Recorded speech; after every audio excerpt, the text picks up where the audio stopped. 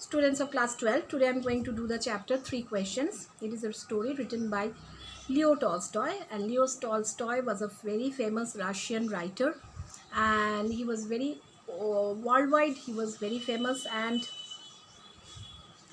his novels are marked by sharp psychological insights and graphic description of reality. And you all know that his noted works are War and Peace, and then Sevastopol Sketches, Anna Karenina. Anna Karenina is one of the greatest characters ever portrayed by Leo Tolstoy. So, through this tale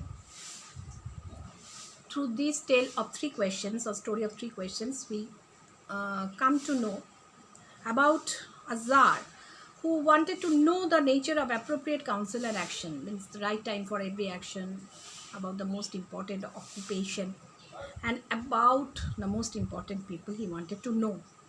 And here, the whole story, it just reflects the duties of man and made us understand that how important our present is. And this simple story, it is full with deep thoughts that how human beings should conduct their actions. Means this story is rather a guideline for everyone. It once occurred to a certain Tsar that if he always knew the right time to begin everything, if he knew who were the right people to listen to and whom to avoid, and above all, if he always knew what was the most important thing to do, he would never fail in anything he might undertake. So one idea came to a Russian emperor that if he always knew the right time for every action, the idea came, means related to three questions, that if he would know the right time for every action, the right time to begin any action, and if he knew who were the most right people with whom he should get associated, and then whom he would listen or whom he would be avoiding, and above all, if he would know the most important thing to do, what would be his most important occupation, he would never fail, means he would be successful in everything he would be undertaking. And this thought having occurred to him, he had it proclaimed throughout his kingdom that he would give a great reward to anyone who would teach him what was the right time for every action, who were the most necessary people, and how he might know what was the most important thing to do. And when this idea came to him, he just declared made a formal announcement throughout the kingdom, that throughout his kingdom, that he would give a great reward to anyone who would teach him, who would show him the way, or who would give answers to the three questions, that what was the right time for every action, what was the most necessary people, and how we might know what was the most important thing to do. And learned men came to the Tsar, but they all answered questions differently. So the learned men, they came to the Tsar, but they all answered his questions in a different manner, because their answers were not same. Different learned men had their different point of views. In reply to this first question, some said that to know the right time for every action, one must draw up in advance a table of days, months, and years, and must live strictly according to it. So the first answer came that some people thought that to know the right time for every action, one must draw up a calendar, means a list of tables, dates, months, years, etc., and one must live accordingly to it. One must follow it very strictly.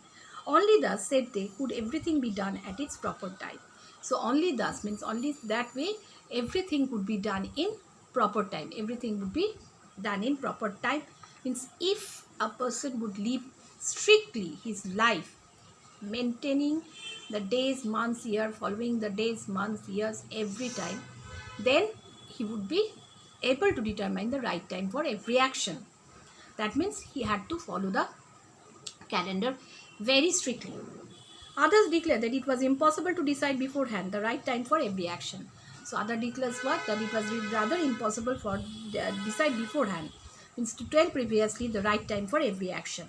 But that not letting oneself to be absorbed in idle pastimes, one should always attend to all that was going on, and then do what was the most needful. So as a matter of fact, what happened, if anyone would have to determine the right time for any action, he would have to pay every attention to the every work without any respite, and then he would determine what was the most important thing to do. He would attend to that duty only. So it was really very troublesome procedure. So it was very troublesome for the Tsar to make out or to understand such ideas. So, and then means a person would not be involved in any kind of idle pastimes, means he could not have leisure. He would be just attending to everything what was going on. Others again said that how much attentive the Tsar might be to what was going on. It was impossible for one man to decide correctly the right time for every action. So others said that how much time the Tsar would spend in attending everything. It was quite impossible for him to decide the right time for every action. But that should have a council of wise men. So he should have a council for that. Means to monitor every action, one council or an association of wise men should be set up, who would help him to fix the proper time for everything. So who would help him to fix a proper time for everything. But then again others said that there were some things which could not wait to be laid before a council. So others said what, there are some things which could not be placed before a council, but about which one had once to decide whether to undertake them or not. But some actions require immediate attention. So someone had to decide, means at once the action would be going on and they had to decide whether they would undertake them or not, or whether he would do it or not. But in order to decide then, one must know beforehand